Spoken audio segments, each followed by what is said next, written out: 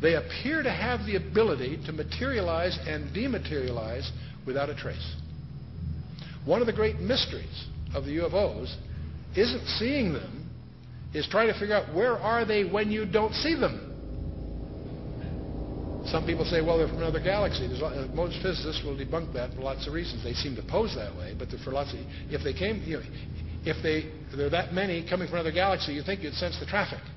We'll come to that with some more reasonable explanations, and you're going to discover the two top researchers in the last century, really, is Jacques Vallée, France, and J. Allen Hynek, the American. Now, J. Allen Hynek was head of astronomy at Cornell, and he set out to debunk this nonsense about UFOs, and he became one of the most ardent, competent, balanced researchers in the trade. J. Allen Hynek, he died a few years ago. Both of these respected researchers came to the conclusion that they're not intergalactic for lots of physics. There are a lot of physics rebuttals to that conjecture.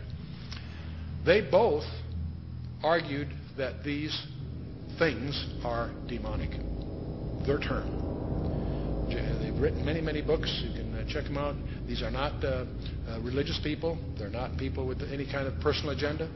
But they came to the conclusion that these things, on the one hand, and by the way, we take for granted that we strip away the nonsense and the hoaxes, set that aside. There's tens of thousands of files you have to wallow through.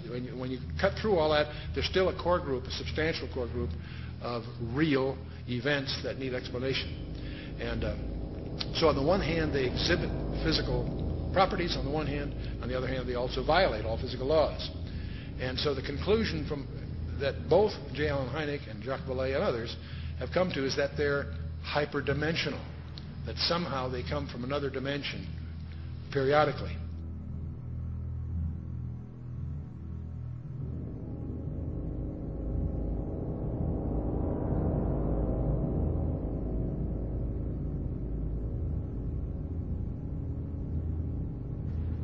But both of them came to the conclusion that these creatures are hyperdimensional. They're not from some other galaxy. They also both concluded they're hostile because they pretend to be something they're not.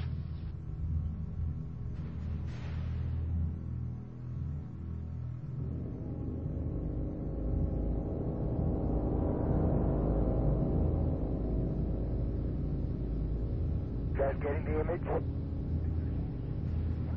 Franklin, we see a long line, a couple of star-like things, and a lot of things swimming in the foreground. Can you describe what you're seeing? Well, the long line is a tether, and there's a little bit of debris that kind of flies with us, and it's illuminated by the sun at such low angles. So there's a lot of stray light, and it's getting washed out quickly, but Claude is trying to do a quick, good job here adjusting the cameras. It wasn't until a few years ago that I really started to get into researching all this information, looking at, going through thousands of pages of information about UFOs that just confirmed, what I had already believed about this phenomenon.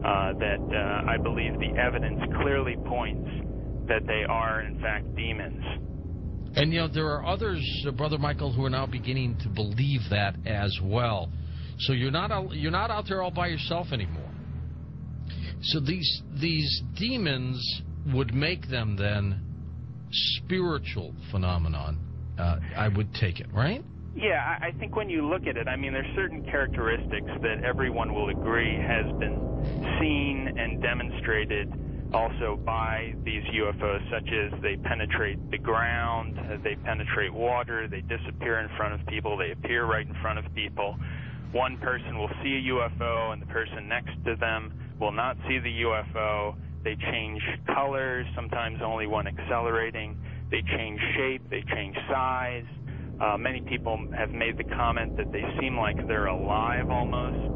And so these are all characteristics of something that's not a physical or material being or construction.